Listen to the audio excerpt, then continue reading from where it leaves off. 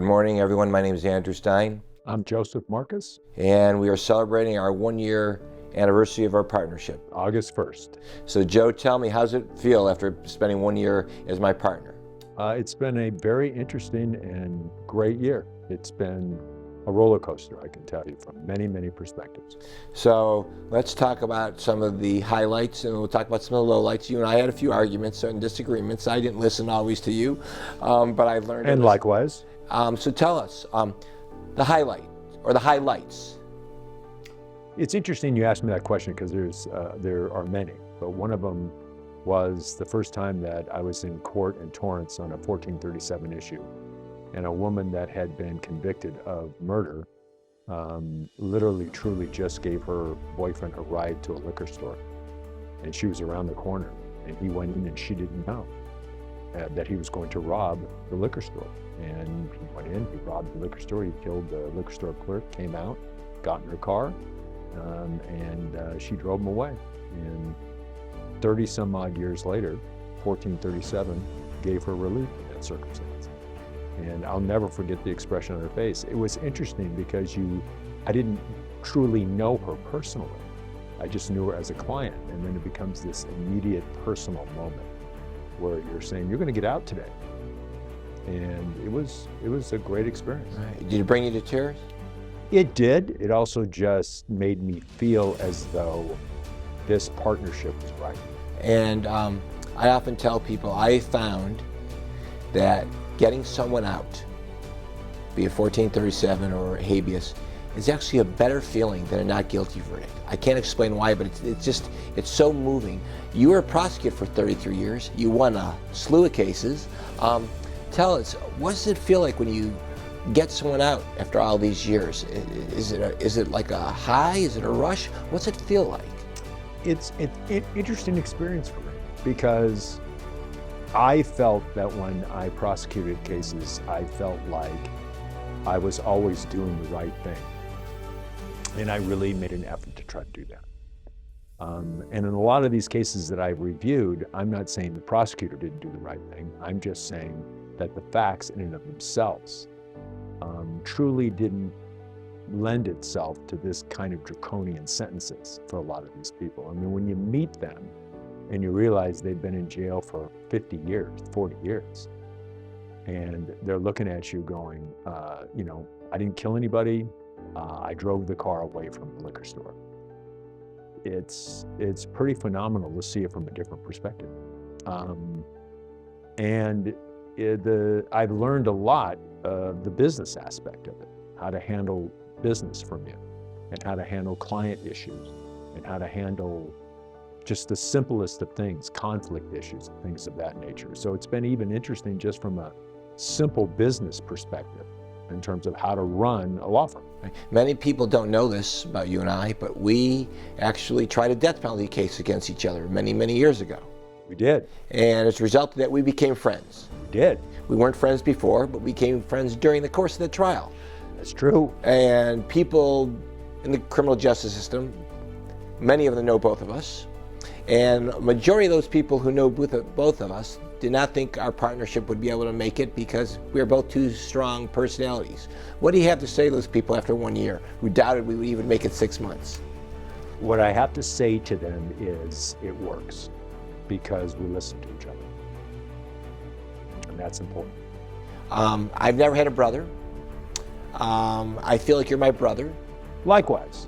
And many times we see things differently, politically speaking also, but we agree. That's true. We agree that we can have our own opinions, but when it comes to the law, we generally agree on the law, don't we? Yeah, we generally do, and especially in regards to the law of homicide. Right. I mean, you're an old school defense attorney. You've been doing it a long time, and I've been doing it a long time. So there's a lot of history there. There's a lot of background. There's a lot of things that if we didn't have that in our backgrounds, we wouldn't have the ability to relate to each other. But we've been through particular judges, particular courthouses, been through particular cases, changes in law, all that enables a conversation to be really relevant, helpful, and not disagreeable, but just a legal conversation. And I want to sort of blow your horn for a moment. Many people don't know but you are involved in some of the legislation that you now deal with. Tell our audience some of the laws that you're involved with and helping get them passed. Well, there's a lot of interesting little aspects that are coming out in terms of the law and certain things that occurred. So there have been aspects of 1437 and changes to 1437 that I've been called on by a variety of people to assist that legislation to make more sense to the bench.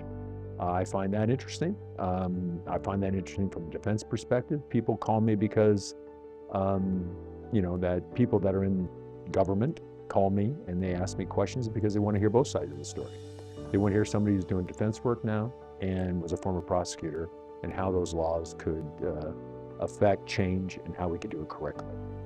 And although money is very important to a partnership and success, how do you balance the need for taking money in and the best needs of the clients who call, specifically when 1437, when someone calls up? God, people want to give you their money all day long, right? Everybody wants to give you their money, right? True. And most of the time, unfortunately, we have to tell people, at least 50% of the time, we can't take your money. Do you feel good? I do. I feel good in a way when I can tell someone, ma'am, I can't help you right now. I don't want your money. Maybe a year from now, maybe 2, maybe when parole time. How do you feel when you have that conversation with someone, when you're telling them, right now there's nothing I can do to help your loved one, but maybe someday there will be? The greatest thing about this partnership on that subject matter that I learned in working with you, and this is the truth, is that the money conversation doesn't come up until we've gone through the entire case, the facts, the history. So we never even get there until we figure out that we can help them and that there's something we can do for them. And I think that's the real critical factor of the partnership. In other words, we care so much about the client that in the end we'll go, okay, so after all this has been said, what's the fee? Right. And the other thing is we always try to cut the fee a little bit less than what we feel others would charge because we feel we provide a better service, but we also want people to understand we're available to them. Right, and I always tell... We don't want to deny them by money. Right, and I think what you and I both have in common that people don't know, we come from working families. Both our parents, especially our fathers, were very hardworking people. And we appreciate the fact that most of our clients are hardworking people who are doing something for a loved one. So I often tell people, we're not paid what we're worth, we're paid what our clients can afford. Is that a good motto to be? It's absolutely the truth. And the other thing that I love about the partnership is, especially in 1437 work, most of the people that come in to visit with us are not obviously the client. The client is in a different situation, they're in custody. It's family members. It's family members who have turned to us and said they'll work nights, they'll work other times to try to pay for this representation.